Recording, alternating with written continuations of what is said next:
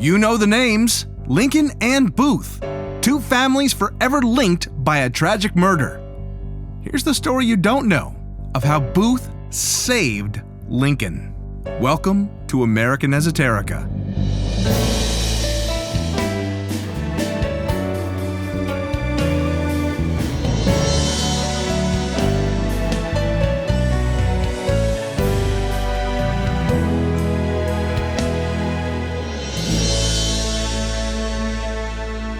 If history class gives you the lottery ticket, this is the throwing it out the day after the drawing. The essential stuff in between. The personalities, events, and other ephemera that shape our history and culture. I'm Brian Powers. Of all the strange coincidences, parallels, accidents, and notes of serendipity, this may be the absolute corker. It's the bee's knees, the cat's pajamas, and the dog's bollocks. And it takes the cake, makes a clean sweep, gets the last laugh, delivers the goods, comes out on top, and every other assorted idiom for leading the pack that you can find on the internet. And we're back once again to the bizarre life of Robert Todd Lincoln, who we've encountered in 2 episodes already about his proximity to presidential assassinations and his presence at the surrender of Lee at Appomattox Courthouse. So let's rip that Band-Aid off right now. The Lincoln in question is the lesser Lincoln, Robert Todd. The date is uncertain. It's most likely 1863 or 1864, although at least one newspaper put it the same month as the assassination of his father, probably for dramatic effect. Robert Todd Lincoln was on a train platform in New Jersey. Some accounts put it at Trenton or Jersey City, or even as remote in New Jersey as Bowling Green, Kentucky. He was traveling from college at Harvard to visit his family in Washington, D.C. The train platform was crowded, and Robert was standing near the edge of it where there was a space between the platform and a waiting train car. According to him, what came next was a recipe for disaster. There was some crowding, and I happened to be pressed by it against the car body while waiting my turn. In this situation, the train began to move, and by the motion, I was twisted off my feet and had dropped somewhat, with feet downward, into the open space, and was personally helpless when my coat collar was vigorously seized and I was quickly pulled up and out to a secure footing on the platform. So let's imagine this.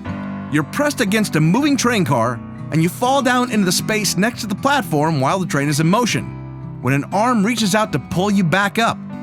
But as you once again find yourself on solid ground, you recognize your savior. He's a fairly famous actor, maybe the most famous actor in the entire country at the time, who has made his mark on stage everywhere from California to Australia, although his career is firmly rooted in New York. Today, that would be like getting rescued by someone like, Harrison Ford. Editor's note, Harrison Ford did in fact rescue a stranded hiker once using his helicopter, just for historical reference. All that is to say that Lincoln recognized his rescuer and even thanked him by name. Lincoln later relayed the story to a friend and fellow soldier who served as an officer on Ulysses Grant's staff. That friend, and supposedly also Grant himself, wrote to the rescuer to explain the enormity of his deed, that he had saved the president's son. Some accounts say that the actor responded by suggesting to Grant that while he was in Richmond, he would like to perform for him there.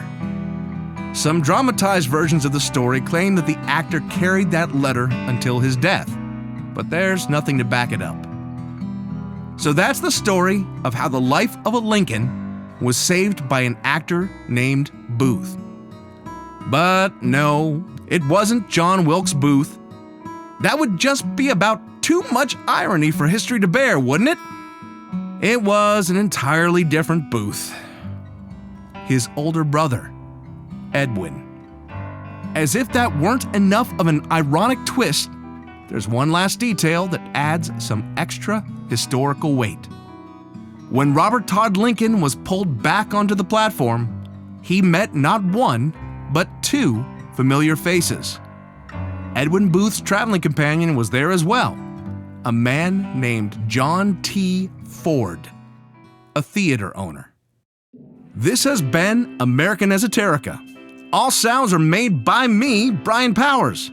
Did I get it wrong? Did I get it right? Just want to talk about those weird Lincoln Kennedy assassination coincidences that mean to absolutely nothing? Drop me a note. The address is yell@americanesoterica.com. Thank you for listening, and God bless America.